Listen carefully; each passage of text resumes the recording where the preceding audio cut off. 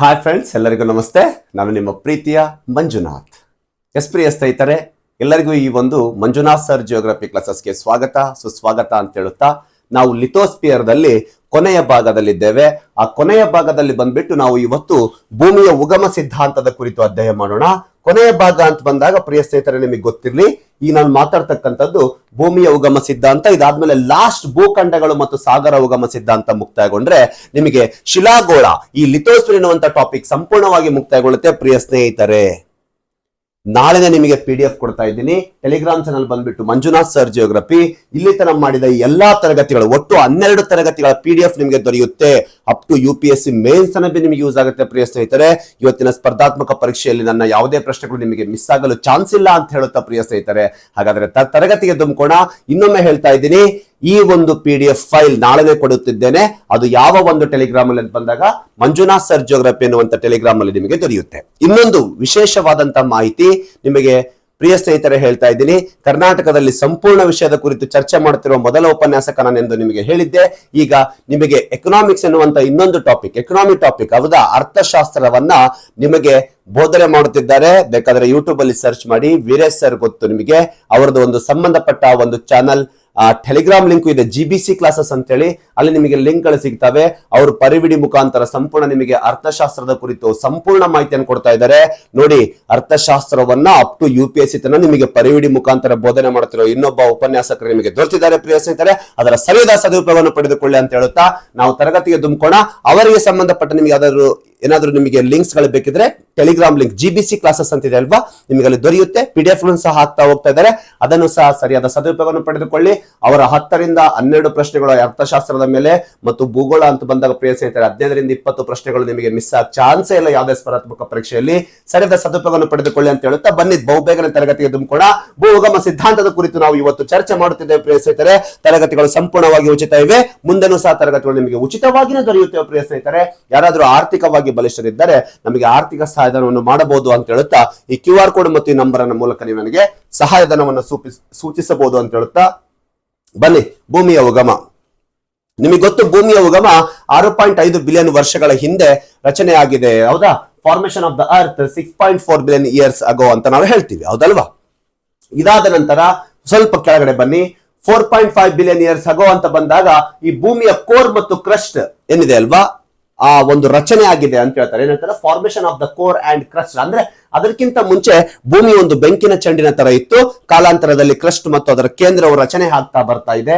4.4 billion ವರ್ಷಗಳ ಹಿಂದೆ ಅಂತ ಬಂದಾಗ ನೋಡಿ, first ocean on the earth, ಭೂಮಿಯ ಮೇಲೆ ಪ್ರಥಮವಾಗಿ ಏನಾಗುತ್ತೆ, ಸಾಗರದ ರಚನೆ ಆಗುತ್ತೆ.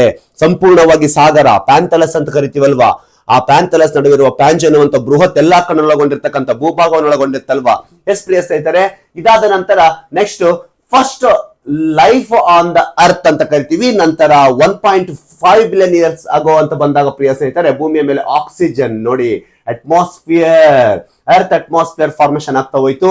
700 ಮಿಲಿಯನ್ ವರ್ಷಗಳ ಹಿಂದೆ ಅಂತ ಬಂದಾಗ ನೋಡಿ, ಫಸ್ಟ್ ಫಿಶ್, ಭೂಮಿಯ ಒಂದು ನೀರಿನ ಆಳದಲ್ಲಿ ಒಂದು ಜೀವಿಯ ರಚನೆಗೆ ಕಾರಣವಾಯಿತು. ಆಮೇಲೆ ಫಸ್ಟ್ ಲ್ಯಾಂಡ್ ಪ್ಲಾಂಟ್ಸ್ ಗಳ ರಚನೆ ಆಯ್ತು. ಹೀಗೆ ನೋಡ್ತಾ ನೋಡ್ತಾ ಬಂದಾಗ ಪ್ರಿಯ ಸ್ನೇಹಿತರೆ, ಹಾಗೆ ಫಸ್ಟ್ ಡೈನಾಸರ್ಸ್, ಆಮೇಲೆ ಏನಪ್ಪಾ ಅಂತ ಬಂದಾಗ ಎಕ್ಸ್ಟೆನ್ಷನ್ ಆಫ್ ದಿ ಡೈನಾಸರ್ಸ್, ಕೊನೆಯದಾಗಿ ಎವಲ್ಯೂಷನ್ ಆಫ್ ಮಾಡರ್ನ್ ಹ್ಯೂಮನ್ಸ್ ಅಂತಂದೇಳಿ ನಾವು ಪ್ರೆಸೆಂಟ್ ನೋಡ್ತೀವಿ 0.13 ಮಿಲಿಯನ್ ವರ್ಷಗಳ ಹಿಂದೆ ಅಂತ ಬಂದಾಗ. ಹೀಗೆ ಸುಮಾರು 4.6 ಶತಕೋಟಿ ವರ್ಷಗಳ ಹಿಂದೆ, ಅಂದ್ರೆ 4.6 ಬಿಲಿಯನ್ ವರ್ಷಗಳ ಹಿಂದೆ ಈ ಒಂದು ಭೂಮಿಯು ರಚನೆ ಆಗಿದೆ. ಹಾಗಾದ್ರೆ ಹೇಗೆ ರಚನೆ ಆಗಿದೆ ಅನ್ನೋದನ್ನ ನಾವು ನೋಡುವುದೇ ಇಲ್ಲಿ ಭೂ ಉಗಮಗಳ ಸಂಬಂಧಪಟ್ಟ ಸಿದ್ಧಾಂತ. ಸರ್, ಹಾಗಾದ್ರೆ ಸಿದ್ಧಾಂತ ಅಂದ್ರೆ ಏನು? ಥಿಯರಿ ಅಂತ ಕರಿತೀವಿ ನಾವು ಅಲ್ವಾ. ಸಿದ್ಧಾಂತ ಅಂದ್ರೆ ಈಗ ಆಗಿರಬಹುದು, ಇಟ್ಸ್ ಓನ್ಲಿ ಫಾರ್ ಅಜಂಪ್ಷನ್. ಈಗ ಆಗಿರಬಹುದು, ಕಾಲ್ಪನಿಕವಾಗಿ ನಾವು ಹೇಳಲು ಸಾಧ್ಯ ವಿನಃ ಹೀಗೆ ಆಗಿದೆ ಎಂದು ಹೇಳಲು ಆಗುವುದಿಲ್ಲ. ಕಾರಣ ಭೂಮಿಯ ಮೇಲೆ ಮಾನವ ಅಂತ ಬಂದಾಗ ಇತ್ತೀಚೆಗೆ ಅವನ ಒಂದು ಜನ್ಮ ಆಗುತ್ತೆ. ಅದನ್ನ ನಾವು ಹೋಮೋಸೆಫೆನ್ಸ್ ಅಂತ ಕರಿತೀವಲ್ವಾ. ಇತ್ತೀಚೆಗೆ ಅಂತ ಬಂದಾಗ ನಾವು ಇತಿಹಾಸದಲ್ಲಿ ಎಲ್ಲಿಂದ ಬರ್ತೀವಿ ಅಂತಂದ್ರೆ ಮಾನವನ ಒಂದು ಈ ಶಿಲಾ ಯುಗದಿಂದ ಬರ್ತೀವಲ್ವಾ, ಅದರಿಂದ ಇಂದಲಿಂದ ಮಾನವನ ನಾವು ನೋಡ್ಕೊಂತ ಬರ್ತೀವಿ. ಪ್ರಿಯ ಸ್ನೇಹಿತರೆ, ಹಾಗಾದ್ರೆ ಭೂಮಿಯ ಉಗಮದ ಸಂದರ್ಭದಲ್ಲಿ ಭೂಮಿಯ ಮೇಲೆ ಜೀವಿಗಳೇ ಇರಲಿಲ್ಲ. ಹಾಗಾಗಿ ಕಾಲಾಂತರದಲ್ಲಿ ಅನೇಕ ಜೀವಿಗಳು ಹುಟ್ಟುತ್ತಾ ಕೊನೆಗೆ ಮಾನವನ ಒಂದು ಈ ಭೂಮಿಯ ಮೇಲೆ ಜೀವಿ ಜನ್ಮ ತಾಳುತ್ತೆ, ಹೋಮೋಸೆಫೆನ್ಸ್. ಅದು ಹುಟ್ಟಿರೋದ್ರಿಂದಲೇ ಭೂಮಿ ಸಂಪೂರ್ಣವಾಗಿ ನಾಶಗೊಳ್ತಾ ಇದೆ. ಪರಿಸರವನ್ನು ಹಾಳು ಮಾಡ್ತಾ ಇರ್ತಕ್ಕಂಥ ಒಂದು ವಿಷಕಾರಿ ಜಂತು ಈ ಮಾನವನೇ ಆಗಿರುತ್ತಾರೆ. ಪ್ರಿಯ ಸ್ನೇಹಿತರೆ, ಎಲ್ಲ ಪ್ರಕೃತಿಯ ವಿರುದ್ಧ ಚಟುವಟಿಕೆಗೆ ಬದುಕುವ ಏಕೈಕ ಜೀವಿ ಈ ಒಂದು ಪರಿಸರದಲ್ಲಿ ಅಂತ ಬಂದಾಗ ಮಾನವ.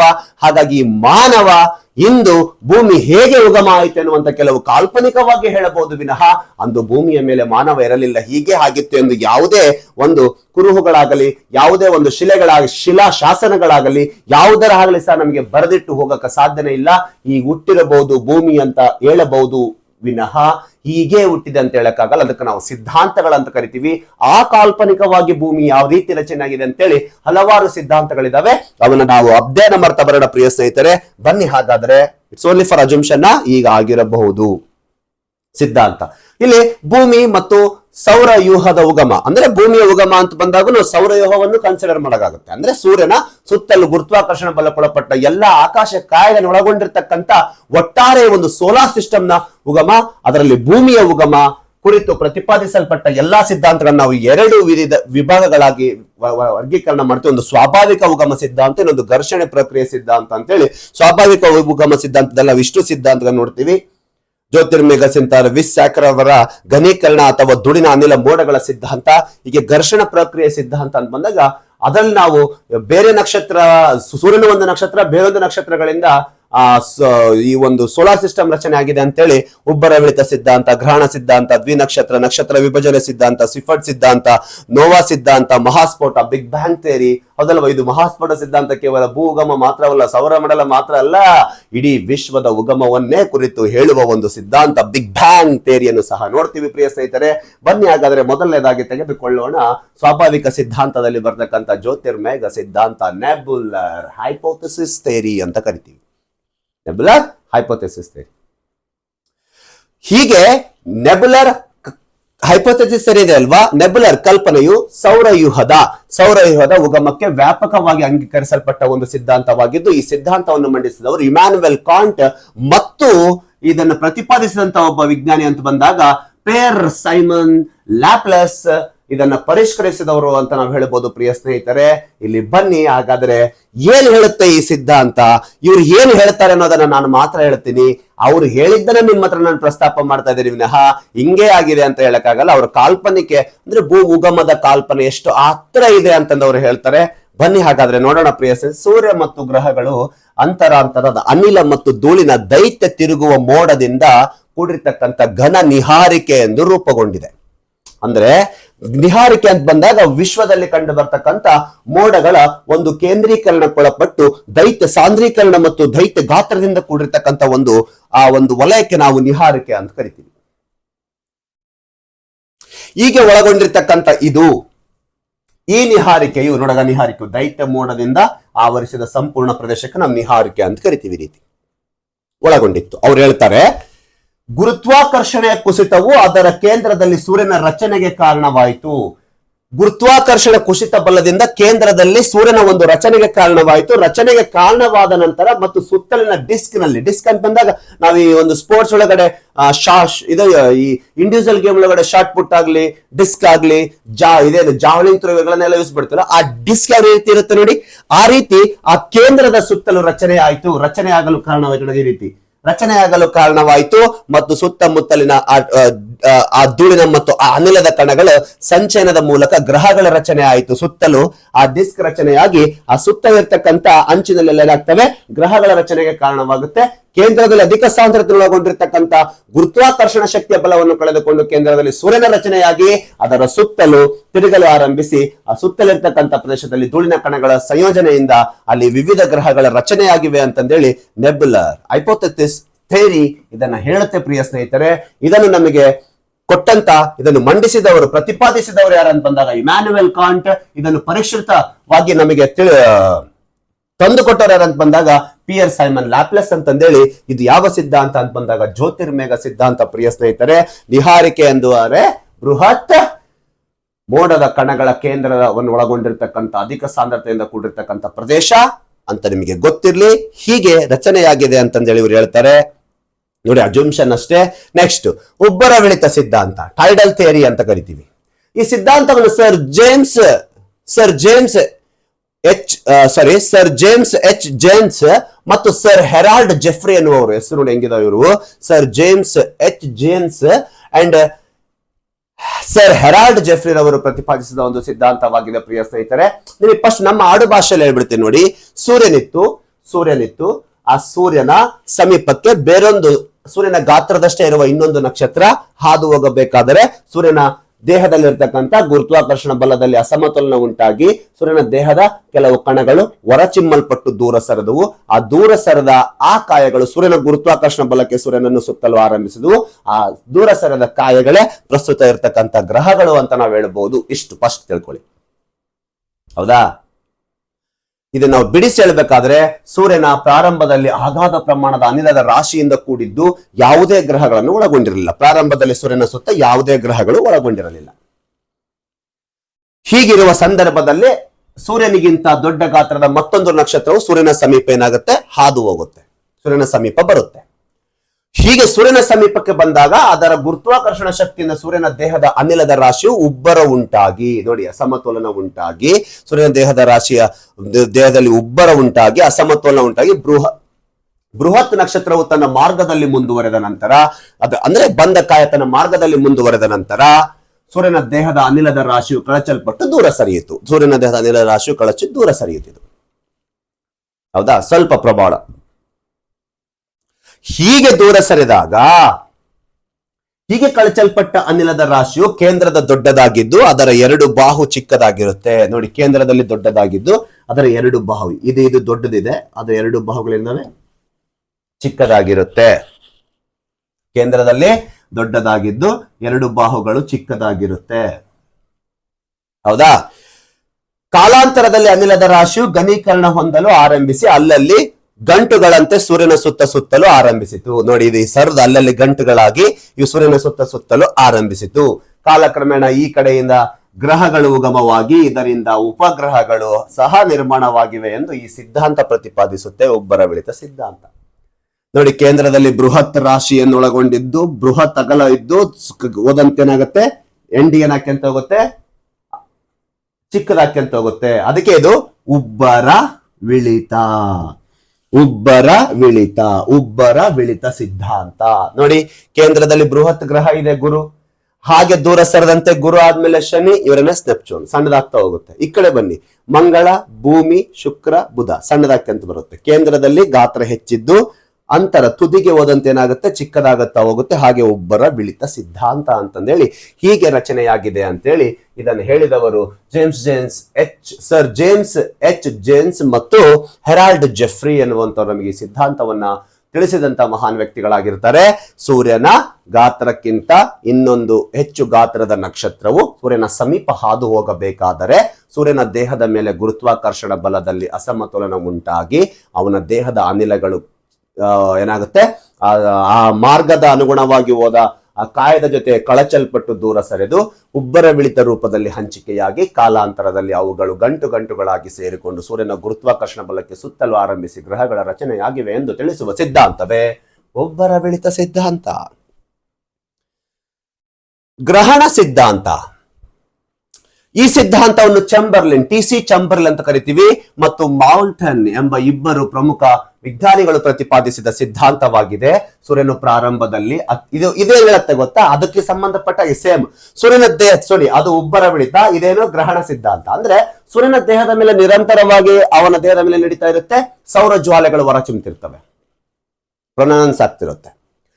ಆ ಸೌರ ಜ್ವಾಲೆಗಳು ಯಾಕೆ ಹೊರ ಚಿಮ್ತಿರುತ್ತೆ, ಅವನ ದೇಹದ ಮೇಲೆ ನಡೆಯುವ ನಿರಂತರ ಬೈಜಿಕ ಸಮ್ಮಿಲನ ಕ್ರಿಯೆ, ಹೈಡ್ರೋಜನ್ ಪರಮಾಣುಗಳ ಸಂಯೋಜನೆಯಿಂದ ಹೀಲಿಯಂ ಬಿಡುಗಡೆ ಆಗ್ತಿರುತ್ತೆ. ಹೀಗೆ ಆ ಒಂದು ಬೈಜಿಕ ಸಮ್ಮಿಲನ ಕ್ರಿಯೆಯಿಂದ ಸೂರ್ಯನ ದೇಹದ ಮೇಲೆ ಬಿಡುಗಡೆಯಾಗುವ ಸೌರ ಜ್ವಾಲೆಗಳ ಹೊರಗಡೆ ಬರುವ ಸಂದರ್ಭದಲ್ಲಿ ಸೂರ್ಯನ ಗಾತ್ರದ ಇನ್ನೊಂದು ಗಾತ್ರದ ಆಕಾಶಕ್ಕೆ ಸೂರ್ಯನ ಸಮೀಪ ಹಾದು ಹೋಗ್ಬೇಕಾದ್ರೆ ಆ ಜ್ವಾಲೆಗಳ ಸಿಮ್ಮಿದಂತ ಏನಿರ್ತೈತಲ್ಲ ಅದು ಸೂರ್ಯನ ದೇಹದ ಆ ಕಣಗಳು ಅದಕ್ಕೆ ದೂರ ಸರಿತಾವ ಗುರುತ್ವಾಕರ್ಷಣ ಬಲಕ್ಕೊಳಗಾಗಿ. ಅವ್ರೇನ್ ಹೇಳಿದ್ರು, ಉಬ್ಬರ ವಿಳಿತದಲ್ಲಿ ಸೂರ್ಯನ ದೇಹದಿಂದಲೇ ಕಣಗಳು ಹೊರಚಿಮ್ಮಲ್ಪಟ್ಟು ಇಲ್ಲಿ ಸೂರ್ಯನಿಂದ ಹೊರಚಿಮ್ಮಲ್ಪಟ್ಟ ಕಣಗಳು ದೂರ ಸರಿದವು, ಅಷ್ಟೇ ಡಿಫ್ರೆನ್ಸ್. ನೋಡಿ, ಸೂರ್ಯನ ಪ್ರಾರಂಭದಲ್ಲಿ ಅತಿ ಹೆಚ್ಚು ಉಷ್ಣತೆಯಿಂದ ಕೂಡಿದ್ದು ತನ್ನಲ್ಲಿರುವ ವಸ್ತುಗಳು ಸಾವಿರಾರು ಕಿಲೋಮೀಟರ್ ದೂರದವರೆಗೆ ಹೆರಚಲ್ಪಡುತ್ತಿರ್ತಾನೆ, ಸೌರ ಜ್ವಾಲೆಗಳು ಹೊರಗೆ ಬೀಳುತ್ತಿರುತ್ತೆ. ಈ ಅವಧಿಯಲ್ಲಿ ಒಂದು ಜ್ಯೋತಿರ್ಮೇಘದ ಅಗಾಧ ಅನಿಲದ ರಾಶಿ ನಾವು ಜ್ಯೋತಿರ್ಮೇಘ ಅಂತ ಕರಿತೀವಿ, ಸೂರ್ಯನ ಸಮೀಪಕ್ಕೆ ಬಂದಿತ್ತು. ಬೇರೊಂದು ಕಾಯವು ಸೂರ್ಯನ ಸಮೀಪಕ್ಕೆ ಬಂದಿತ್ತು. ಇದು ಸೂರ್ಯನಿಂದ ಎರಚಲ್ಪಟ್ಟ ವಸ್ತುಗಳನ್ನು ಆಕರ್ಷಿಸಿ ತನ್ನ ಮಾರ್ಗಕ್ಕೆ ಅನುಗುಣವಾಗಿ ಮುಂದೆ ಸಾಗಿತು. ನೋಡಿ, ಅವನಿಂದ ಒಳಪಟ್ಟಿರ್ತಕ್ಕಂಥ ಕಾಯ ಇದು ಸಣ್ಣ, ಇದು ಹಿಂಗ್ ಹಾದು ಹೋಗ್ಬೇಕಾದ್ರೆ ಎರಚಲ್ಪಟ್ಟ ಕಾಯ ಇದು ಮುಂದೆ ಹೋಗ್ಬೇಕಾದ್ರೆ ಅದು ಅದರ ದೇಹದ ಕಣಗಳಿಂದ ಗುರುತ್ವಾಕರ್ಷಣ ಮೂಲಕ ಅದರಿಂದ ದೂರ ಸರಿತಾವ. ತನ್ನ ಮಾರ್ಗದಕ್ಕೆ ಅನುಗುಣವಾಗಿ ಮುಂದೆ ಸಾಗಿತು. ಇದರಿಂದ ಎರಚಲ್ಪಟ್ಟ ವಸ್ತುಗಳು ಸೂರ್ಯನಿಂದ ಬೇರ್ಪಟ್ಟು ದೂರ ಸರಿದವು. ಅವು ಸಣ್ಣ ಸಣ್ಣ ತುಣುಕುಗಳಾಗಿದ್ದು ಅವುಗಳನ್ನೇ ನಾವು ಗ್ರಹ ಕಣಗಳೆಂದು ಕರೆಯುತ್ತೇವೆ.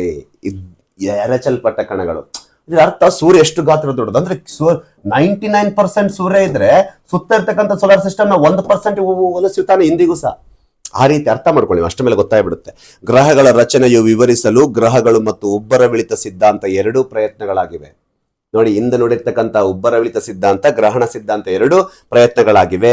ಆದರೆ ಅವುಗಳು ಉದ್ದೇಶಿತ ಕಾರ್ಯವಿಧಾನಗಳಲ್ಲಿ ಭಿನ್ನವಾಗಿವೆ ಅಷ್ಟೇ. ಅದು ದೇಹದ ಕಣಗಳಿಂದ ಹೊರಚಿಮ್ಮಲ್ಪಟ್ಟು, ಇದು ಸೌರ ಜ್ವಾಲೆ ಹೊರಬಂದ ಕಣಗಳು ಹೊರಚಿಮ್ಮಲ್ಪಟ್ಟು, ಎರಡಕ್ಕೂ ಒಂದೇ. ಬೇರೊಂದು ಕಾಯವು ಸಮೀಪ ಹಾದು ಹೋದಾಗ ಅಸಮತೋಲನ ಕ್ರಿಯೆಯಿಂದ ಅಲ್ವಾ. ಸಿದ್ಧಾಂತಗಳು ಗ್ರಹಗಳ ಎಂದು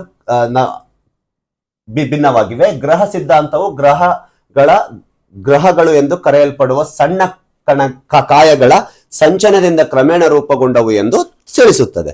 ಇದಕ್ಕೆ ವ್ಯತಿರಿಕ್ತವಾಗಿ ಗ್ರಹ ಸೂಚಕ ಪರಿಕಲ್ಪನೆಯ ನಿರ್ದಿಷ್ಟ ರೂಪಾಂತರವಾದ ಉಬ್ಬರವಿಳಿತ ಸಿದ್ಧಾಂತವು, ಗ್ರಹಣ ಸಿದ್ಧಾಂತದ ನಿರ್ದಿಷ್ಟ ರೂಪಾಂತರವಾದ ಉಬ್ಬರವಿಳಿತ ಸಿದ್ಧಾಂತವು ಗ್ರಹಗಳು ಹಾದು ಹೋಗುವ ನಕ್ಷತ್ರದ ಗುರುತ್ವಾಕರ್ಷಣ ಬಲದಿಂದ ನಕ್ಷತ್ರದಿಂದ ಹೊರಬಂದ ವಸ್ತುವಿನಿಂದ ರೂಪುಗೊಂಡಿವೆ ಎಂದು ಪ್ರಸ್ತಾಪಿಸುತ್ತದೆ. ಎರಡು ಹೌದಲ್ವಾ, ಬೇರೊಂದು ಗ್ರಹದಿಂದ. ಎಸ್, ನೋಡಿ, ಈ ಸಿದ್ಧಾಂತದಲ್ಲಿ ಇನ್ನೊಂದೇನು ಗೊತ್ತೇನು, ವಾಯುಮಂಡಲದ ಉಗಮ ಮತ್ತು ಇಲ್ಲಿ ಸಾಗರದ ಉಗಮದ ಬಗ್ಗೆ ಹೇಳುತ್ತೆ ಇದು. ಹೌದಾ, ವಾಯುಮಂಡಲದ ಉಗಮ, ಸಾಗರದ ಉಗಮ, ಜ್ವಾಲಾಮುಖಿಯ ಕಾರ್ಯಾಚರಣೆ ಬಗ್ಗೆ ತಿಳಿಸುತ್ತೆ. ಪ್ರಾರಂಭದಲ್ಲಿ ಭೂಮಿ ಯಾವುದೇ ವಿಧವಾದ ವಾಯುಮಂಡಲ ಎಲ್ಲಿತ್ತು? ವಾಯುಮಂಡಲ ಅದು ಬೆಂಕಿ ಚಂಡಿತ್ತು. ಏನ್ ಭೂಮಿ ಮೇಲೆ ಅನಿಲಗಳಿದ್ವು? ನಮಗೆ ಇದ್ದಿಲ್ಲ. ಅದು ಗ್ರಹಗಳನ್ನು ಆಕರ್ಷಿಸಿ ಗಾತ್ರದ ಹೆಚ್ಚಿದಂತೆಲ್ಲ ಬಾಹ್ಯ ಹಾಗೂ ಆಂತರಿಕ ಮೂಲದ ಅನಿಲಗಳನ್ನು ಆಕರ್ಷಿಸುತ್ತೆ. ಯಾಕಂದ್ರೆ ಗ್ರಾವಿಟಿ ಇರುತ್ತೆ. ಬಾಹ್ಯ ಮತ್ತು ಆಂತರಿಕ ಅನಿಲಗಳನ್ನು ತನ್ನೊಂದಿಗೆ ಆಕರ್ಷಣೆ ಮಾಡ್ಕೊಂತ ಬರುತ್ತೆ. ಹೀಗೆ ಪಡೆದ ಮೂಲ ವಾಯುಮಂಡಲದಲ್ಲಿ ಪ್ರಥಮವಾಗಿರುವ 3 ಪ್ರಮುಖ ಅನಿಲಗಳು ಅಂತ ಬಂದಾಗ ಇಂಗಾಲದ ಡೈಆಕ್ಸೈಡ್, ನೀರಾವಿ ಮತ್ತು ನೈಟ್ರೋಜನ್ಗಳಿಂದ ಕೂಡಿತ್ತು ಪ್ರಾರಂಭದಲ್ಲಿ ಭೂಮಿ. ಹೌದಾ, ಗುರುತ್ವಾಕರ್ಷಣೆಯಿಂದ ತನ್ನಲ್ಲಿ ಎಳೆದುಕೊಂಡಿದ್ದಲ್ಲ. ಭೂಮಿಯು ಆಂತರಿಕವಾಗಿ ನಿಮಗೆ ಗೊತ್ತು, ನಾವು ಭೂಮಿಯ ಅಂತಳದಲ್ಲಿ ಅಧ್ಯಯನ ಮಾಡಿದ್ವಿ. ಅತಿ ಹೆಚ್ಚು ಕಂಡು ಬರುವ ಮೂಲದಾತ ಯಾವುದು? ಆಮ್ಲಜನಕವಿಲ್ಲ. ಜ್ವಾಲಾಮುಖಿ ಆಗುತ್ತಿಲ್ಲ, ಮತ್ತೆ ಜ್ವಾಲಾಮುಖಿ ಹೊರ ಬರಬೇಕಾದ್ರೆ ಅಲ್ಲಿಂದ ನೀರಾವಿನೂ ಬರುತ್ತೆ, ಪ್ಲಸ್ ಅಂತರಾಳದಲ್ಲಿರ್ತಕ್ಕಂಥ ಅನಿಲವಾದ ಆಮ್ಲಜನಕನು ಭೂಮಿಯ ವಾತಾವರಣವನ್ನು ಸೇರಿಕೊಳ್ಳುತ್ತೆ. ಅಂದ್ರೆ ಆಮ್ಲಜನಕನು ಬಂತು ವಾತಾವರಣದಲ್ಲಿ ಅಂತ ಅರ್ಥ. ಆದ್ದರಿಂದ ಏನಾಗುತ್ತೆ, ವಾಯುಮಂಡಲಕ್ಕೆ ಸೇರ್ಪಡೆ ಆಯಿತು. ಈ ನಿರಂತರ ಕಾರಣಾಚರಣೆಯಿಂದ ಇವತ್ತು ನಾವು ವಾಯುಮಂಡಲವನ್ನು ನೋಡಬಹುದು. ಒಂದು, ಸಾಗರದ ನಿರ್ಮಾಣ. ಭೂಮಿಯ ಹೊರ ಪ್ರದೇಶದ ಅಗಾಧ ತಗ್ಗು ಪ್ರದೇಶಗಳು ನೀರು ಸಂಗ್ರಹಗೊಂಡು ಆರಂಭವಾಯಿತು. ಯಾಕಂದ್ರೆ ಹಾವಿ ಇದೆ, ನೀರಾವಿ ಇದೆ, ಜ್ವಾಲಾಮುಖಿ ಚಟುವಟಿಕೆ ನಡೀತಾ ಇದೆ. ಹೀಗೆ ವಾತಾವರಣದಲ್ಲಿ ಉಷ್ಣಾಂಶ ಹೆಚ್ಚಾದಾಗ ಅದು ನೀರಾವಿ ಮೇಲೆ ಹೋಗ್ತಾ ಹೋಗ್ತಾ ಮೋಡಗಳ ರಚನೆ ಆಗುತ್ತೆ, ಮಳೆ ಆಗಕ್ಕೆ ಶುರುವಾಗುತ್ತೆ. ಜ್ವಾಲಾಮುಖಿ ನಿರಂತರ ಚಟುವಟಿಕೆ ಭೂಮಿ ಮೇಲೆ ಇತ್ತು. ಹೀಗೆ ಮಳೆ ಆಗಿ ತಗ್ಗು ಪ್ರದೇಶಗಳೇನಾಗ್ತವೆ? ತುಂಬಿಕೊಳ್ತವೆ. ಅವು ನಾವೇನ್ ಕರಿತೀವಿ? ಸರೋವರ. ಹಾಗೆ ತುಂಬ್ತಾ ತಗ್ಗು ಪ್ರದೇಶಗಳು ಒಂದೊಂದು ಸರೋವರಗಳ ಸಂಯೋಜನೆ ಹೊಂದಿ ಸಮುದ್ರಗಳ ಸಂಯೋಜನೆ ಹೊಂದಿ ಬೃಹತ್ ಸಾಗರ ರಚನೆ ಆಯಿತು. ಹೀಗೆ ಸಾಗರ ರಚನೆ ಆಯಿತು, ಅವುಗಳ ಒಟ್ಟುಗೂಡಿ ಸಾಗರಗಳಾಗಿ ರಚನೆ ಆಯಿತು ಮತ್ತು ಎತ್ತರದ ಪ್ರದೇಶವು ಭೂಖಂಡವಾಗಿ ಉಳಿದಿದೆ. ಆ ಎತ್ತರವಾಗಿ ಉಳಿದ ಭೂಖಂಡವೇ ಪ್ಯಾಂಜಿಯಾ. ಸುತ್ತ ಇರ್ತಕ್ಕಂಥ ಎಲ್ಲ ನೀರೇ ಪ್ಯಾಂಥೆಲೆಸ್. ಕಾಲಾಂತರದಲ್ಲಿ ಪ್ಯಾಂಜಿಯಾ ಒಂದು ಕಡೆ, ಗೊಂಡ್ವಾನ ಕೆಳಗಡೆ, ಮೇಲೊಂದು ಕಡೆ ಲಾರೇಶಿಯಾ, ನಡುವೆ ತೆತಿಸ್ ಸಾಗರ ರಚನೆ. ಹೀಗೆ ನಿರಂತರ ಚಲನೆಯಿಂದ ಇವತ್ತು ನಾವು 7 ಖಂಡಗಳನ್ನು ನೋಡ್ತೀವಿಲ್ವೇ? ಎಸ್, ಈ ರೀತಿ ವಾಯುಮಂಡಲ ಭೂಮಿಯ ಮೇಲೆ ರಚನೆ ಆಗಿದ್ದು ಮತ್ತು ಸಾಗರಗಳ ನಿರ್ಮಾಣ, ಜ್ವಾಲಾಮುಖಿಗಳ ಕಾರ್ಯದ ಬಗ್ಗೆ ತಿಳಿಸುವ ಒಂದು ಪ್ರಮುಖ ಸಿದ್ಧಾಂತವಾಗಿರುತ್ತೆ. ಯಾವ ಸಿದ್ಧಾಂತ ಪ್ರಿಯ ಸ್ನೇಹಿತರೆ ಅಂತ ಬಂದಾಗ ಅದೇ ಗ್ರಹಣ ಸಿದ್ಧಾಂತ. ದ್ವಿನಕ್ಷತ್ರ ಸಿದ್ಧಾಂತ. ನೋಡಿ, ದ್ವಿನಕ್ಷತ್ರ ಸಿದ್ಧಾಂತ ಇಂದಿಗೂ ಸಹ ನಾವು ವಿಶ್ವದಲ್ಲಿ ಅನೇಕ 2 ಜೋಡಿ ನಕ್ಷತ್ರಗಳನ್ನ ನಾವು ನೋಡಬಹುದು. ಹೌದಾ, 2 ಜೋಡಿ ನಕ್ಷತ್ರ ನಾವು ಇವತ್ತು ಸಹ ನೋಡ್ತೀವಿ. ಅವಕ್ಕೆ ನಾವು ಯುಗ್ಮ ತಾರೆಗಳಂತ ಕರಿತೀವಿ ಇವತ್ತು ಸಹ. ಅದರ ಸೂರ್ಯನಿಗೂ ಒಂದು ಜೋಡಿ ಸಂಗಾತಿ ನಕ್ಷತ್ರ ಇತ್ತು. ಮೊದಲು ಸಹ ನಕ್ಷತ್ರ, ಸಂಗಾತಿ ನಕ್ಷತ್ರ ಅಂತ ಕರಿತೀವಿ ನಾವು. ಕೇಳಿ, ಈ ಸಿದ್ಧಾಂತವನ್ನು ಎಚ್.ಎನ್. ರಸೆಲ್ ಮತ್ತು ಆರ್.ಎ. ಲೆಟ್ಲೆಟನ್ ಎಂಬ ಇಬ್ಬರು ವಿಜ್ಞಾನಿಗಳು ಪ್ರತಿಪಾದಿಸಿದ ಒಂದು ಸಿದ್ಧಾಂತ. ಇವರ ಪ್ರಕಾರ ಸೂರ್ಯನ ಆರಂಭದ ಹಂತದಲ್ಲಿ 2 ನಕ್ಷತ್ರಗಳ ಅಂಗವಾಗಿತ್ತು. ಸೂರ್ಯನಿಗೆ ಒಂದು ಸಂಗಾತಿ ನಕ್ಷತ್ರ ಇತ್ತು, ಈಗಿಲ್ಲ. ಓಕೆ, ಸೂರ್ಯನೊಡನೆ ಮತ್ತೊಂದು ನಕ್ಷತ್ರವಿದ್ದಿತ್ತು. ಅದನ್ನೇ ನಾವು ದ್ವಿನಕ್ಷತ್ರ ಅಥವಾ ಯುಗ್ಮ ತಾರೆ ಎಂದು ಕರೆಯುತ್ತೇವೆ. ವಿಶ್ವದಲ್ಲಿ ಇಂತಹ ದ್ವಿನಕ್ಷತ್ರಗಳು ಹಲವಾರು ಕಂಡು ಬರ್ತವೆ, ಇಂದಿಗೂ ಸಹ ಕಂಡು ಬರ್ತವೆ. ಅದರ ಆಧಾರದ ಮೇಲೆ ಹೇಳ್ಬೋದು ಇದನ್ನ. ಸೂರ್ಯನ ಸಂಗಾತಿ ನಕ್ಷತ್ರದ ಸಮೀಪಕ್ಕೆ ಆಕಸ್ಮಿಕವಾಗಿ ಬೇರೊಂದು ಅಗುಂತಕ ನಕ್ಷತ್ರ ಬರುತ್ತೆ. ನೋಡಿ, ಹಿಂಗಿತ್ತು, ಅಗುಂತಕ ಎನ್ನುವ ನಕ್ಷತ್ರ ಇನ್ನೊಂದು ಬಂದು ಬಿಡುತ್ತೆ. ಸಂಗಾತಿ ನಕ್ಷತ್ರದ ಸಮೀಪ ಬರುತ್ತೆ ಇದು. ಯಾವಾಗ ಸಂಗಾತಿ ನಕ್ಷತ್ರದ ಸಮೀಪ ಅಗುಂತಕ ಎನ್ನುವಂತ ಇನ್ನೊಂದು ನಕ್ಷತ್ರ ಬಂದು ಬಿಡುತ್ತೆ, ಯಾಕಂದ್ರೆ ಸೂರ್ಯನಿಗೆ ಅಗುಂತಕ ನಕ್ಷತ್ರ ದೂರ ಆಗುತ್ತೆ, ಸಂಗಾತಿಗೆ ಸಮೀಪ ಆಗುತ್ತೆ. ಹಾಗಾಗಿ ಇಲ್ಲಿ ಘರ್ಷಣೆ ಯಾವ್ದ್ರಲ್ಲಿ ಉಂಟಾಗುತ್ತೆ? ಸಹ ನಕ್ಷತ್ರ, ಸಂಗಾತಿ ನಕ್ಷತ್ರದಲ್ಲಿ ಉಂಟಾಗುತ್ತೆ. ಯಾಕಂದ್ರೆ ಅದು ಸಮೀಪ ಇದೆ, ಅದಕ್ಕೆ ಅಸಮತೋಲನ ಆಗ್ಲೇಬೇಕು ಅವಾಗ, ಹೌದಾ? ಈ ನಕ್ಷತ್ರ ಘರ್ಷಣೆಯಿಂದ ಒಳಪಟ್ಟ ಸಂಗಾತಿ ನಕ್ಷತ್ರ ಮೇಲ್ಮೈಯಲ್ಲಿ ಉಬ್ಬರದ ಉಂಟಾಗುತ್ತೆ, ಘರ್ಷಣೆಯಿಂದ ಉಬ್ಬರ ಉಂಟಾಗುತ್ತೆ. ಸೂರ್ಯನ ಇನ್ನೂ ಬಹುದೂರದಲ್ಲಿರುವುದರಿಂದ ಅಗುಂತಕ ನಕ್ಷತ್ರ ಆಕರ್ಷಣೆ ಒಳಗಾಗಲಿಲ್ಲ, ದೂರ ಇರುತ್ತೆ, ಇದು ಒಳಗಾಗಲ್ಲ, ಹೌದಲ್ವಾ? ಯಾರ ಹತ್ರ ಬಂದಿದ್ದು ಅದು ಸಮೀಪ? ಅಗುಂತಕ ನಕ್ಷತ್ರ ಸಂಗಾತಿ ನಕ್ಷತ್ರ ಸಮೀಪ ಬಂದಿದ್ದು, ಸ ನಕ್ಷತ್ರ ಸಮೀಪ ಬಂದಿದ್ದು.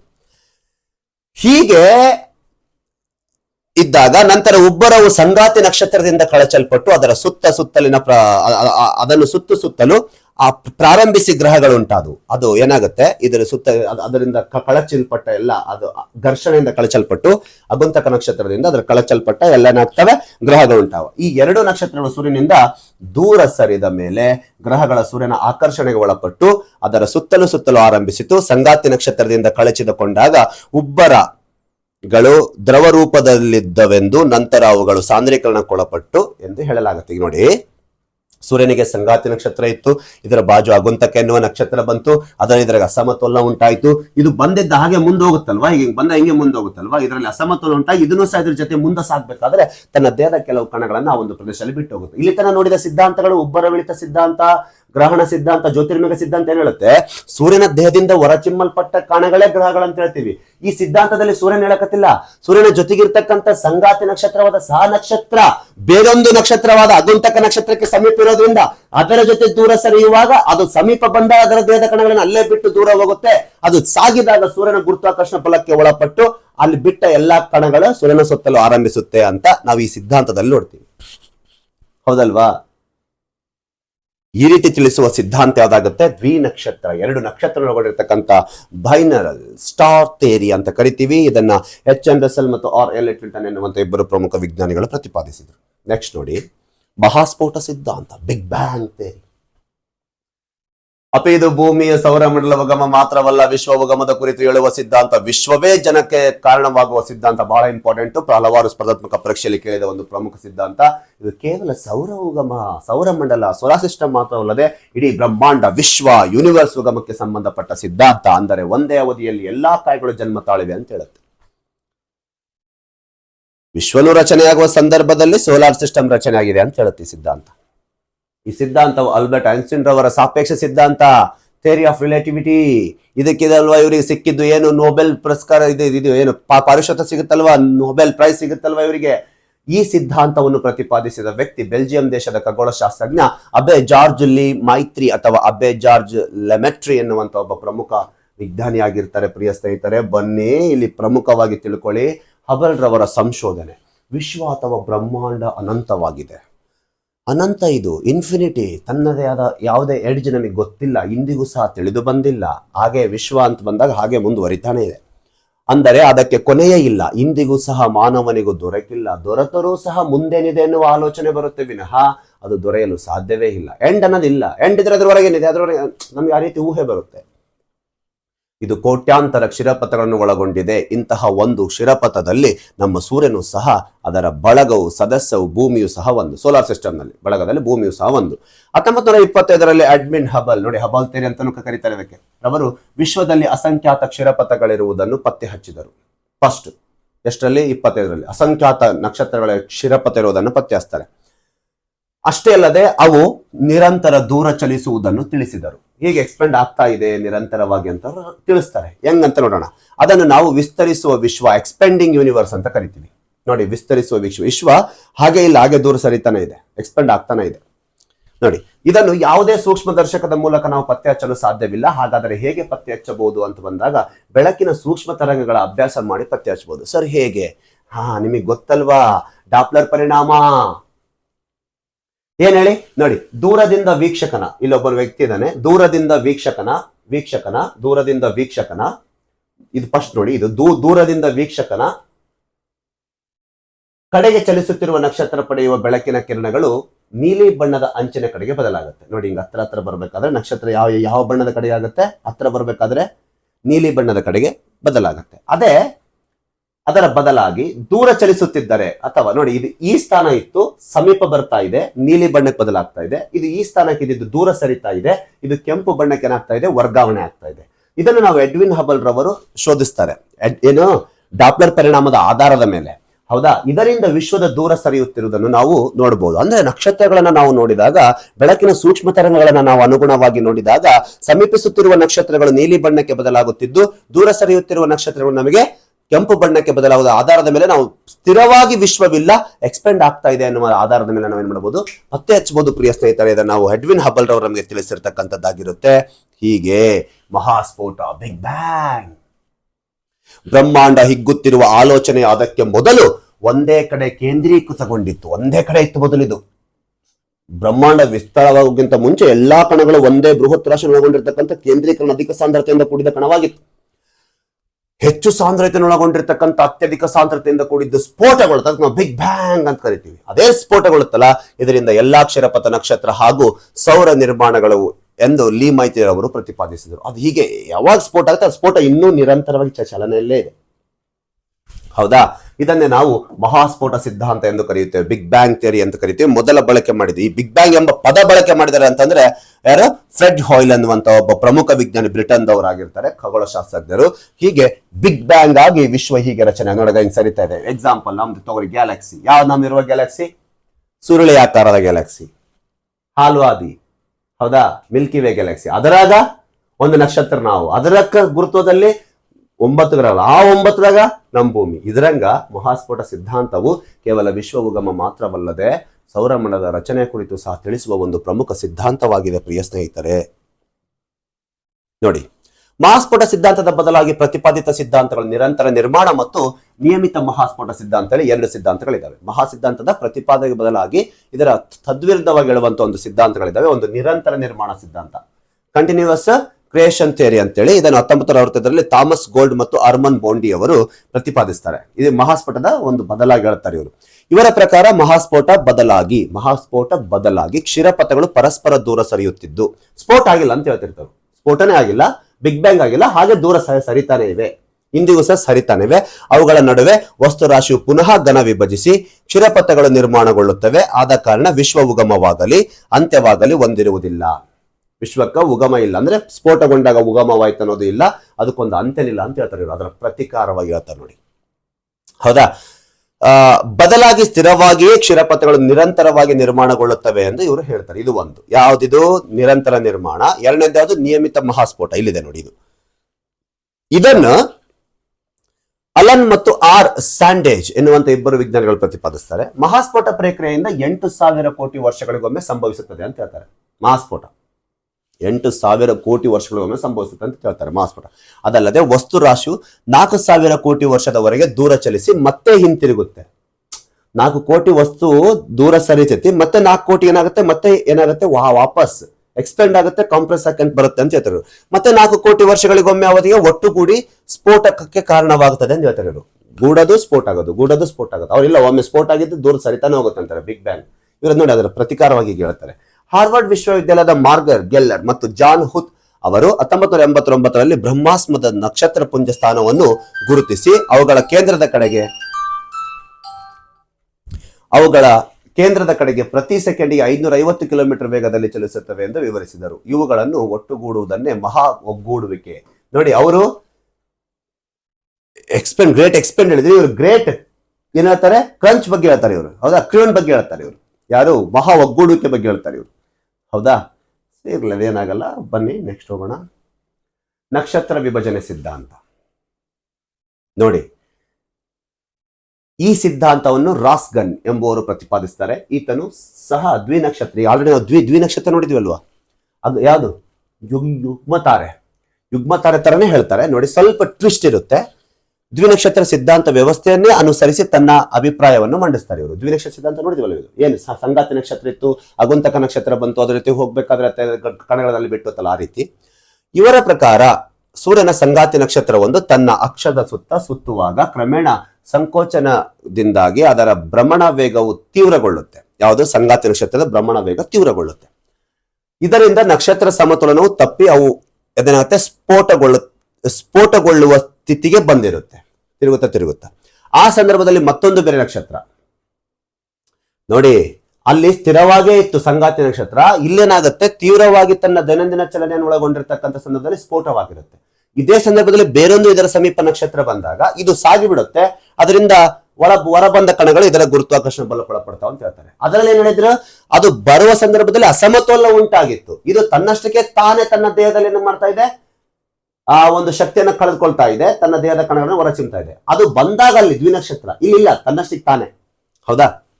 ಇದರಿಂದ ನಕ್ಷತ್ರ ಸಮತೋಲನ ತಪ್ಪಿ ಅದರ ಸ್ಫೋಟಗೊಳ್ಳುವ ಸ್ಥಿತಿಗೆ ಬಂದಿರುತ್ತೆ. ಆ ಸಂದರ್ಭದಲ್ಲಿ ಮತ್ತೊಂದು ಬೇರೆ ನಕ್ಷತ್ರವು ಸಂಗಾತಿ ನಕ್ಷತ್ರದ ಕಡೆಗೆ ಸಮೀಪಿಸುತ್ತೆ. ಇದರಿಂದ ಉಂಟಾಗುವ ಉಬ್ಬರವಿಳಿತದಿಂದ ಎರಡು ನಕ್ಷತ್ರಗಳು ವಿಕಾರಗೊಂಡುತ್ತವೆ. ನಂತರ ಅವುಗಳೆರಡು ಉಬ್ಬರ ಭಾಗವನ್ನು ಬಿಟ್ಟು ದೂರ ಸರಿತವೆ. ಎರಡು ಹೋಗ್ಬಿಡ್ತಾವೆ ಮುಂದಕ್ಕೆ. ಯಾವುದು ಬೇರೆ ನಕ್ಷತ್ರ, ಈ ನಕ್ಷತ್ರ ದೂರ ಸರಿದು ಬಿಡ್ತವೆ. ಉಬ್ಬರ ಭಾಗವು ಕ್ರಮೇಣ ಸಾಂದ್ರೀಕರಣ ಹೊಂದಿ ಗ್ರಹಗಳಾಗಿ ಪರಿಣಮಿಸುವ ವಿವಿಧ ಪಥದಲ್ಲಿ ಸೂರ್ಯನ ಸುತ್ತಲೂ ಇದು ಹೋಗ್ತು. ಅದ್ರ ಜೊತೆಗೆ ಇದ್ರ ಕಣಗಳೇನಾಗುತ್ತೆ, ಸೂರ್ಯನ ಸುತ್ತಲೂ ಆರಂಭಿಸುತ್ತೆ ಅಂತೇಳಿ ಇವರು ಹೇಳ್ತಾರೆ. ಈ ಸಿದ್ಧಾಂತವು ದ್ವಿನಕ್ಷತ್ರ ಸಿದ್ಧಾಂತಕ್ಕಿಂತ ಸುಧಾರಿಸಲ್ಪಟ್ಟಿದೆ. ಆದರೂ ನಕ್ಷತ್ರಗಳು ಪರಸ್ಪರ ಬಹುದೂರದಲ್ಲಿ ಹಂಚಿಕೆಯಾಗಿರುವಾಗ ಹೇಗೆ ಬೇರೊಂದು ಸಮೀಪಕ್ಕೆ ಬಂದಿತೆಂಬುದು ಈ ಸಿದ್ಧಾಂತದಲ್ಲಿ ತಿಳಿಸಿಲ್ಲ. ಅಷ್ಟೇ, ಸಿದ್ಧಾಂತದಲ್ಲಿ ಬೇರೆ ನಕ್ಷತ್ರ ಹೇಗೆ ಸಮೀಪ ಬಂದಂತೇಳಿ ಸಿದ್ಧಾಂತದಲ್ಲಿ ತಿಳಿಸಿಲ್ಲ. ಹೋಯ್ಲ್ ರವರ ಸೂಪರ್ನೋವಾ ಸಿದ್ಧಾಂತ ನೋಡಿ. ಸೂಪರ್ನೋವಾ ಸಿದ್ಧಾಂತ ಮೊದಲಿಗೆ ಎರಡು ದ್ವಿನಕ್ಷತ್ರಗಳಿದ್ದು, ಒಂದು ಆದಿ ನಕ್ಷತ್ರ ನಮ್ದು ಸೂರ್ಯ, ಇನ್ನೊಂದು ಸಹವರ್ತಿ ನಕ್ಷತ್ರ. ಸಹವರ್ತಿ ನಕ್ಷತ್ರದಲ್ಲಿ ಸೂಪರ್ನೋವಾ ಆಗುತ್ತೆ. ಸೂಪರ್ನೋವಾ ಆಗಿದ್ದೆ ಸೂರ್ಯನ ಸುತ್ತ ಏನಾಗುತ್ತೆ, ಧೂಳಿನ ಕಣಗಳಾಗಿ ಹರಡುವಿಕೆಯಾಗಿ ಡಿಸ್ಕ್ ತರ ರಚನೆ ಆಗಿ ಕಾಲಾಂತರದಲ್ಲಿ ಏನಾಗುತ್ತೆ, ಗ್ರಹಗಳಾಗಿ ರಚನೆ ಆಗಿವೆ ಅಂತ ಹೇಳ್ತಾರೆ. ನೋಡಿ, ದ್ವಿನಕ್ಷತ್ರವನ್ನು ಒಳಗೊಂಡಿರ್ತಕ್ಕಂಥ ಸಿದ್ಧಾಂತಗಳು, ಒಂದು ದ್ವಿನಕ್ಷತ್ರ ಸಿದ್ಧಾಂತ, ಇಲ್ಲಿ ನೋಡಿರ್ತಕ್ಕಂಥ ಇನ್ನೊಂದು ಪ್ರಮುಖವಾಗಿ ನಕ್ಷತ್ರ ವಿಭಜನೆ ಸಿದ್ಧಾಂತ, ಇಲ್ಲಿ ಬಂದ್ಬಿಟ್ಟು ಸೂಪರ್ನೋವಾ ಸಿದ್ಧಾಂತ. ಎರಡು ನಕ್ಷತ್ರ ಇರೋದನ್ನೇ. ಹೌದಾ? ಸಹತಾರ ದೈತ್ಯ ನಕ್ಷತ್ರವಾಗಿದ್ದು ನಂತರ ಪರಮಾಣು ಪ್ರಕ್ರಿಯೆಯಿಂದ ಸೂಪರ್ನೋವಾ ಆಗುತ್ತೆ. ಯಾವುದು? ಈ ಸಹತಾರ ನಕ್ಷತ್ರ ದೈತ್ಯ ನಕ್ಷತ್ರ, ಇದು ಸಹವರ್ತಿ ನಕ್ಷತ್ರ. ಅದು ಆಗಿರೋದ್ರಿಂದ ಅದು ಸೂಪರ್ನೋವಾ ಆಗುತ್ತೆ. ಸೂಪರ್ನೋವಾ ಅಂದ್ರೆ ಅದು ಹಿಡಿದು ಬಿಡುತ್ತೆ. ಕಾಲಾಂತರದಲ್ಲಿ ಸಹತಾರೆಯು ಎಲ್ಲಾ ಹೈಡ್ರೋಜನ್ ನ್ಯೂಕ್ಲಿಯರ್ಗಳು ಪರಮಾಣು ಪ್ರಕ್ರಿಯೆಯಲ್ಲಿ ಸೇವಿಸಲ್ಪಟ್ಟು ಮತ್ತು ಅದರ ಕುಸಿತ ತೀವ್ರವಾಗಿ ಸ್ಫೋಟಗೊಂಡ್ಬಿಡುತ್ತದೆ. ಸೂಪರ್ನೋವಾ. ಸಹತಾರೆ ಹಿಂಸಾತ್ಮಕ ಸ್ಫೋಟವು ಬೃಹತ್ ಪ್ರಮಾಣದ ಧೂಳಿನ ಕಣಗಳನ್ನು ಹರಡಲು ಕಾರಣ ಆಗುತ್ತೆ. ಸುತ್ತ ಬೃಹತ್ ಧೂಳಿನ ಕಣಗಳು ಹರಡ್ತಾ ಇದೆ ನೋಡಿ, ಇಲ್ಲಿ ಧೂಳಿನ ಕಣಗಳು ಹರಡುತ್ತೆ. ಇದು ವೃತ್ತಾಕಾರವಾಗಿ ಡಿಸ್ಕ್ ಆಗಿ ಏನಾಗುತ್ತೆ, ನಂತರ ಕಾಲಾಂತರದಲ್ಲಿ ಈಗ ಸುತ್ತಲೂ ಆರಂಭಿಸುತ್ತೆ ಡಿಸ್ಕ್ ತರ. ಈ ಡಿಸ್ಕ್ ವಸ್ತುಗಳು ಗ್ರಹಗಳ ಭವಿಷ್ಯದ ರಚನೆಯ ಕಟ್ಟಡ ಸಾಮಗ್ರಿ ಆಯಿತು. ಹೀಗಾಗಿ ನಮ್ಮ ಸೌರಮಂಡಲವು ಗ್ರಹಗಳ ಡಿಸ್ಕ್ ವಸ್ತುವಿನ ಘನೀಕರಣ ರೂಪುಗೊಳ್ಳುತ್ತೆ. ಈ ರೀತಿ ಆ ಕಣಗಳೇನಿರ್ತಾವಲ್ಲ, ಸಹವರ್ತಿ ನಕ್ಷತ್ರ ಏನಿದೆಯಲ್ಲ, ಇದು ಸೂಪರ್ನೋವಾ ಆಗಿ ಅದೇ ಕಣಗಳು, ಧೂಳಿನ ಕಣಗಳು ಕಾಲಾಂತರದಲ್ಲಿ ಇರಾಗಿವೆ. ಆ ಧೂಳಿನ ಕಣಗಳು ಸಂಯೋಜನೆ ಆಗಿ ಗ್ರಹಗಳಾಗಿವೆ ಅಂತ ಈ ಸಿದ್ಧಾಂತ ಹೇಳುತ್ತೆ. ಯಾವುದು? ಸೂಪರ್ನೋವಾ. ಸಿಫೆಡ್ ಸಿದ್ಧಾಂತ ನೋಡಿ. ಈ ಸಿದ್ಧಾಂತವನ್ನು ಪ್ರೊಫೆಸರ್ A.C. ಬ್ಯಾನರ್ಜಿರವರು ಪ್ರತಿಪಾದಿಸತಕ್ಕಂಥ ಒಂದು ಪ್ರಮುಖ ಸಿದ್ಧಾಂತ. ಕೇಳಿ, ಸೂರ್ಯ ಮತ್ತು ಗ್ರಹಗಳು ಸಿಫೆಡ್ ವೇರಿಯಬಲ್ ನಕ್ಷತ್ರದಿಂದ ಅಂದ್ರೆ ಪ್ರಕಾಶಮಾನವಾಗಿ ಮಿಡಿಯುವ ನಕ್ಷತ್ರ ಅಂತ ಅರ್ಥ ರೂಪುಗೊಂಡು ಮತ್ತು ಅವು ಹಾದು ಹೋಗುವ ನಕ್ಷತ್ರದೊಂದಿಗೆ ಗುರುತ್ವಾಕರ್ಷಣ ಪರಸ್ಪರ ಕ್ರಿಯೆಯಿಂದ ಒಳಗಾಯಿತು ಎಂದು ಸೂಚಿಸುತ್ತೆ. ಬೇರೊಂದು ನಕ್ಷತ್ರ ಹಾದು ಹೋಗ್ಬೇಕಾದ್ರೆ ಈ ಭೇಟಿಯು ಸಿಫೆಡ್ನ ಮಿಡಿತವನ್ನು ಹೆಚ್ಚಿಸಿ ಅದು ವಸ್ತುವನ್ನು ಹೊರಹಾಕಲು ಕಾರಣವಾಯಿತು. ಬೇರೆ ನಕ್ಷತ್ರ ಬಂದಾಗ ಅದು ವಸ್ತುವನ್ನು ಹೊರಹಾಕಲು ಕಾರಣವಾಯಿತು, ಯಾಕಂದ್ರೆ ಅಸಮತೋಲನದಿಂದ. ನಂತರ ಅದು ಘನೀಕರಿಸಿ ಗ್ರಹಗಳನ್ನು ರೂಪಿಸಿತು. ಆದರೆ ಉಳಿದ ನಾಕ್ಷತ್ರಿಕ ವಸ್ತುಗಳು ಸೂರ್ಯನಾಗಿ ಕೇಂದ್ರದಲ್ಲಿ ಉಳಿದುಕೊಳ್ಳುತ್ತವೆ ಅಂತ ಹೇಳ್ತಾರೆ. ಇಷ್ಟೇ.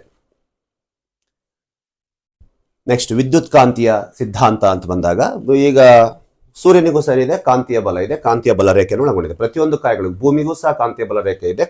ನಾವು ನೋಡ್ತೇವೆ ಉತ್ತರ ಮತ್ತು ದಕ್ಷಿಣ ಧ್ರುವದಲ್ಲಿ. ಈ ಸಿದ್ಧಾಂತವು ಡಾಕ್ಟರ್ ಆಲ್ಫಿಯನ್ ನಿಂದ ಪ್ರತಿಪಾದಿಸಲ್ಪಟ್ಟಿದ್ದು, ಈತನ ಪ್ರಕಾರ ಸೂರ್ಯನ ಸುತ್ತಲೂ ಪ್ರಬಲ ದೈತ್ಯ ಅಂದ್ರೆ ವಿದ್ಯುತ್ ಕಾಂತೀಯ ವಲಯವನ್ನು ಒಳಗೊಂಡಿದೆ. ಪ್ರತಿ ಕಾಯಗಳು ಇರ್ತವೆ. ಇದು ಮೊದಲು ಗುರುತ್ವಾಕರ್ಷಣ ಶಕ್ತಿಗಿಂತಲೂ ಪ್ರಬಲವಾಗಿತ್ತು. ಏನು? ಆ ಎಲೆಕ್ಟ್ರೋಮ್ಯಾಗ್ನೆಟಿಕ್ ಏನಿರ್ತಾವಲ್ಲ, ಇವು ಸೂರ್ಯನ ಸುತ್ತ ಇರ್ತಕ್ಕಂಥ ಇವು ಬಲರೇಖೆಗಳು. ಸೂರ್ಯ ತನ್ನ ಪಥದಲ್ಲಿ ಮುಂದುವರಿಯುವಾಗ ಸೂಕ್ಷ್ಮಾಣು ರಾಶಿ ವಲಯದಲ್ಲಿ ಪ್ರವೇಶಿಸಿತು. ಅದು ಸೂಕ್ಷ್ಮಾಣುಗಳು ಅಯಸ್ಕಾಂತೀಯ ವಲಯದಿಂದ ಆಕರ್ಷಿಸಲ್ಪಟ್ಟು ಸೂರ್ಯನನ್ನು ಸುತ್ತಲು ಆರಂಭಿಸುತ್ತೆ. ಅವು ಅಯಾನುಗಳು ಪರಿವರ್ತನೆಗೊಂಡು ಸೂರ್ಯನು ಅವುಗಳ ತನ್ನಲ್ಲಿ ವಿಲೀನಗೊಳಿಸ್ತಾ ಹೋಗ್ತಾನೆ.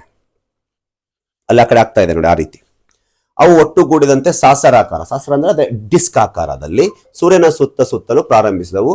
ಕಾಲ ಗತಿಸಿದಂತೆ ಅನಿಲಗಳು ಮತ್ತು ಸೂಕ್ಷ್ಮಾಣು ಕಣಗಳು ಸಾಂದ್ರೀಕರಣಗೊಂಡು ಗ್ರಹಗಳಾಗಿವೆ ಅಂತ ಹೇಳ್ತಾರೆ. ಅಂದ್ರೆ ಸೂರ್ಯನಿಗಿರ್ತಕ್ಕಂಥ ಕಾಂತೀಯ ಬಲರೇಖೆಗಳಿಂದ ರಚನೆ ಆಗಿರ್ತಕ್ಕಂಥ ಗ್ರಹಗಳು ಆ ರೀತಿ ಕಾಲಾಂತರದಲ್ಲಿ ಸೂಕ್ಷ್ಮ ಕಣಗಳೆಲ್ಲ ಏನಾಗ್ತವೆ, ಗ್ರಹಗಳಾಗಿ ರಚನೆ ಆಗಿವೆ. ಈ ಪ್ರಸ್ತುತ ನಾವು ನೋಡಬಹುದು ಶನಿ ಗ್ರಹದ ಸುತ್ತ ನಾವು ಸಾಸರ್ ನೋಡ್ಬೋದು. ಧೂಳಿನ ಕಣಗಳಿಂದ ಕೂಡಿದೆ ಅಲ್ವಾ, ಆ ರೀತಿ ಆ ಕಾಲ್ಪನಿಕವಾಗಿ ಹೇಳ್ತಾರೆ. ಈ ಶನಿ ಗ್ರಹ ಇದೆ ಅಲ್ವಾ, ಅದರ ಸುತ್ತ ಈ ರೀತಿ ಬೃಹತ್ ಅನಿಲದ ರಾಶಿಯ ಮೋಡದ ಕಣಗಳಿಂದ ಕೂಡಿರ್ತಕ್ಕಂಥ ಶಾಸ್ತ್ರ ನೋಡ್ತೀವಿ, ಆ ರೀತಿ. ಈ ಸಿದ್ಧಾಂತವು ವಿಶ್ವಾಸಾರ್ಹ ಅಥವಾ ಸರಳವಾಗಿದ್ದು ಅನೇಕ ನ್ಯೂನತೆಗಳಿಂದ ಕೂಡಿದೆ. ಇರಲಿ, ಸಿದ್ಧಾಂತದ ಎಲ್ಲಾ ಗ್ರಹಗಳಿಗೂ ಅಯಸ್ಕಾಂತೀಯ ವಲಯವಿದೆ ಎಂಬುದನ್ನು ಬಗ್ಗೆ ಪುರಾವೆ ನೀಡಿ ಪುಷ್ಟೀಕರಿಸುವುದಿಲ್ಲ. ಕೌನಿಕ ವೇಗದ ಬಗ್ಗೆ ಹಾಗೂ ಇಂದಿನ ಚಿಕ್ಕ ಅಥವಾ ದೊಡ್ಡ ಗ್ರಹಗಳ ಬಗ್ಗೆ ವಿವರವನ್ನು ನೀಡಿಲ್ಲ ಈ ಸಿದ್ಧಾಂತ. ಅಷ್ಟೇ ಅಕಾಲ್ಪನಿಕವಾಗಿ ರೀತಿ ಅವರು ಹೇಳಿದ್ದಾರೆ. ಇರಲಿ, ಘನೀಕರಣ ಅಥವಾ ಧೂಳಿನ ಮೋಡದ ಸಿದ್ಧಾಂತ ನೋಡಿ. ಘನೀಕರಣ ಅಥವಾ ಧೂಳಿನ ಮೋಡದ ಸಿದ್ಧಾಂತ. ಈ ಸಿದ್ಧಾಂತವನ್ನು 1944 ಜರ್ಮನಿಯ ಖಗೋಳಶಾಸ್ತ್ರಜ್ಞ ಕಾರ್ಲ್ ವಾನ್ ವಿಜಿಸ್ಯಾಕರ್ ಅವರು ಪ್ರತಿಪಾದಿಸುತ್ತಾರೆ. ಸೂರ್ಯನ ಜನನದ ಸಂದರ್ಭದಲ್ಲಿ ಅದರ ಸುತ್ತಲೂ ಅನೇಕ ಧೂಳಿನ ಕಣಗಳನ್ನು ರಾಶಿಯನ್ನು ಒಳಗೊಂಡಿತ್ತು. ಹೌದಾ? ಈ ದ್ರವ್ಯ ರಾಶಿಯು ಸೂರ್ಯನ ದ್ರವ್ಯ ರಾಶಿಯ 10% ನಿರಂತರ ಸಾಂದ್ರೀಕರಣ ಹೊಂದುತ್ತಾ ತಟ್ಟೆಯ ಆಕಾರದಲ್ಲಿ ಹರಡಿತ್ತು. ನೆಕ್ಸ್ಟ್, ತಟ್ಟೆಯ ಆಕಾರದಲ್ಲಿ ಹರಡ್ಕೊಂತ ಹೋಗುತ್ತೆ. ಇಲ್ಲಿದೆ ನೋಡಿ, ಈ ರೀತಿ ತಟ್ಟೆಯ ಆಕಾರದಲ್ಲಿ ಹರಡ್ಕೊಂತ ಹೋಗುತ್ತೆ. ಅಲ್ಲಲ್ಲಿ ಗಂಟುಗಳು, ಅನೇಕ ಸುರುಳಿಗಳು, ಅವುಗಳ ಚಲನೆಯ ವಿಧವನ್ನು ರೀತಿಯಲ್ಲಿದ್ದವು. ಈ ಸುರುಳಿಗಳು ಕೇಂದ್ರದಲ್ಲಿ ಗಾತ್ರವು ಚಿಕ್ಕದಿದ್ದು ದೂರ ಹೋದಂತೆ ದೊಡ್ಡದಾಗ್ತಾ ಹೋಗ್ತಾ ಇದೆ. ಗಾತ್ರ ಸಾಂದ್ರೀಕರಣ ಅಲ್ಲ, ಗಾತ್ರ. ಕೌನಿಕ ವೇಗದ ಸೂರ್ಯನಿಂದ ಹೊರಗ್ರಹಗಳ ಹಸ್ತಾಂತರವಾಗಿದೆ ಎಂದು ಇವರು ಊಹಿಸಿದರು. ಹೀಗೆ ಸುರುಳಿಯಾಕಾರದ ಒಳಗೊಂಡಿರ್ತಕ್ಕಂಥ ಗ್ರಹಗಳ ಚೂರುಗಳು ಕ್ರಮೇಣ ಪರಸ್ಪರ ಆಕರ್ಷಣೆಯಿಂದ ದೊಡ್ಡದಾಗಿ ಗ್ರಹಗಳಾಗಿವೆ ಅಂತ ಹೇಳ್ತಾರೆ. ಈ ರೀತಿ ಸಿಸ್ಟಮ್ ಇದೆ ನೋಡಿ, ಕೌನಿಕ ವೇಗದಿಂದ ಈ ರೀತಿ ರಚನೆ ಆಗಿದೆ ಅಂತ ಹೇಳ್ತಾರೆ. ಇರಲಿ, ಬಟ್ ಇಲ್ಲಿ ಇದು ಒಂದು ಸಿದ್ಧಾಂತ, ಇದು ಒಂದು ಏನು ಅಷ್ಟೊಂದು ಇಂಪಾರ್ಟೆಂಟ್ ಅಲ್ಲ. ಬಟ್ ಈ ಕಡೆ ಬನ್ನಿ, ಪ್ರತಿ ಸಿದ್ಧಾಂತಗಳು ಗೊತ್ತಿರಬೇಕು, ಯಾರು ಪ್ರತಿಪಾದಿಸ್ತಾರೆ ಅಂತ ಹೇಳ್ತಾರೆ. ಅದರಲ್ಲಿ ಎಸ್ಪೆಷಲಿ ಬಿಗ್ ಬ್ಯಾಂಗ್ ಥಿಯರಿ ಬಹಳ ಇಂಪಾರ್ಟೆಂಟ್ ನೋಡಿ. ಹೌದಾ? ಹಾಗಾದ್ರೆ ನಾವು ಎಷ್ಟು ಸಿದ್ಧಾಂತ ನೋಡಿದ್ವಿ? ಒಂದು, ಘನೀಕರಣ ಅಥವಾ ಧೂಳಿನ ಮೋಡ ಸಿದ್ಧಾಂತ, ವಿದ್ಯುತ್ ಕಾಂತೀಯ ಸಿದ್ಧಾಂತ, ಸಿಫೆಡ್ ಸಿದ್ಧಾಂತ, ಹೋಯ್ಲ್ ರವರ ಸೂಪರ್ನೋವಾ ಸಿದ್ಧಾಂತ, ನಕ್ಷತ್ರ ವಿಭಜನೆ ಸಿದ್ಧಾಂತ, ಮಹಾಸ್ಫೋಟ ಸಿದ್ಧಾಂತ. ಹೌದಾ? ದ್ವಿನಕ್ಷತ್ರ ಸಿದ್ಧಾಂತ, ಗ್ರಹಣ ಸಿದ್ಧಾಂತ, ಉಬ್ಬರವಿಳಿತ ಸಿದ್ಧಾಂತ, ಜ್ಯೋತಿರ್ಮೇಘ ಸಿದ್ಧಾಂತ. ಹೀಗೆ ಇಷ್ಟು ಸಿದ್ಧಾಂತಗಳನ್ನ ನೋಡಿದ್ವಿ ಪ್ರಿಯ ಸ್ನೇಹಿತರೆ. ಆ ಸಿದ್ಧಾಂತಗಳನ್ನು ಯಾರು ಪ್ರತಿಪಾದಿಸಿದ್ದಾರೆ, ಯಾರು ಮಂಡಿಸಿದ್ದಾರೆ ಅಂತ ಕೇಳ್ತಾರೆ. ಬಹಳ ಹುಷಾರಾಗಿರಿ. ದ ಲಾಸ್ಟ್ ಕ್ಲಾಸ್ ನೋಡೋಣ. ಯಾವುದು ಅಂತ ಬಂದಾಗ ಭೂಖಂಡಗಳು ಮತ್ತು ಸಾಗರಗಳ ರಚನೆ. ಇಷ್ಟೊತ್ತು ನಾವೇನ್ ನೋಡಿದ್ವಿ? ಭೂಮಿ, ವಿಶ್ವದ ಉಗಮ ಮತ್ತು ಭೂಮಿಯ ಉಗಮ. ಭೂಮಿ ಉಗಮ ಆಯ್ತು, ಬಟ್ ಭೂಮಿಯ ಮೇಲೆ ಸಾಗರಗಳು ಮತ್ತು ಖಂಡಗಳು ಹೇಗೆ ರಚನೆ ಆಗಿವೆ. ಈಗ ಭೂ ಉಗಮ ನೋಡಿದ್ವಿ ಹಲವಾರು ಕಾಲ್ಪನಿಕೆಗಳಿಂದ, ಅದರ ಮೇಲೆ ಸಾಗರ ಮತ್ತು ಖಂಡಗಳು ಹೇಗೆ ರಚನೆ ಆಗಿವೆ ಅಂತೇಳಿ ಲಾಸ್ಟ್ ಟಾಪಿಕ್ ನೋಡಿದ್ರೆ ನಮಗೆ ಶಿಲಾಗೋಳ ಸಂಪೂರ್ಣವಾಗಿ ಮುಕ್ತಾಯಗೊಳ್ಳುತ್ತೆ ಪ್ರಿಯ ಸ್ನೇಹಿತರೆ. ನಿಮಗೆ PDF ದೊರೆಯುತ್ತೆ ಎಲ್ಲಿ ಅಂತ ಬಂದಾಗ ಮಂಜುನಾಥ್ ಸರ್ ಜಿಯೋಗ್ರಫಿ ಅನ್ನುವಂಥ ಟೆಲಿಗ್ರಾಮ್ ನಾನೇ ಕೊಡ್ತೀನಿ, ತಗೊಂಡ್ಬಿಡಿ ಪ್ರಿಯ ಸ್ನೇಹಿತರೆ ಅಂತ ಹೇಳುತ್ತಾ ಇಲ್ಲಿಗೆ ತರಗತಿಯನ್ನು ಮುಕ್ತಾಯಗೊಳಿಸೋಣ. ನಿಮ್ಮ ಪ್ರತಿಯೊಂದು ಸ್ನೇಹಿತರಿಗೆ ಹಂಚಿಕೊಳ್ಳಿ. ಕರ್ನಾಟಕದಲ್ಲಿ ಸಂಪೂರ್ಣವಾಗಿ ಪರಿವಿಡಿ ಮುಖಾಂತರ ವಿಷಯದ ಕುರಿತು ಚರ್ಚೆ ಮಾಡುತ್ತಿರುವ ಮೊದಲ ಉಪನ್ಯಾಸಕ. ಪ್ರಸ್ತುತ ನಿಮಗೆ ಎಕನಾಮಿಕ್ಸ್ ಎನ್ನುವಂಥ ಇನ್ನೊಂದು ಪ್ರಮುಖ ವಿಷಯವನ್ನು ವೀರೇಶ್ ಸರ್ ಅವರು ನಿಮಗೆ ಪ್ರಾರಂಭಿಸಿದ್ದಾರೆ. ವೀರೇಶ್ ಸರ್ ಎಕನಾಮಿಕ್ಸ್ ಅಂತಂದ್ರೆ ಕ್ಲಾಸ್ಗಳು ಸಿಗ್ತಾವೆ ಪ್ರಿಯ ಸ್ನೇಹಿತರೆ. ನೋಡಿ, GBC ಟೆಲಿಗ್ರಾಮ್ ಅಲ್ಲಿ ಸಿಗ್ತಾವೆ, ಮಿಸ್ ಮಾಡ್ಕೋಬೇಡಿ ಅಂತ ಹೇಳ್ತಾ ತರಗತಿಯನ್ನು ಮುಕ್ತಾಯಗೊಳಿಸುತ್ತಿದ್ದೇನೆ. ಥ್ಯಾಂಕ್ ಯು, ಧನ್ಯವಾದ.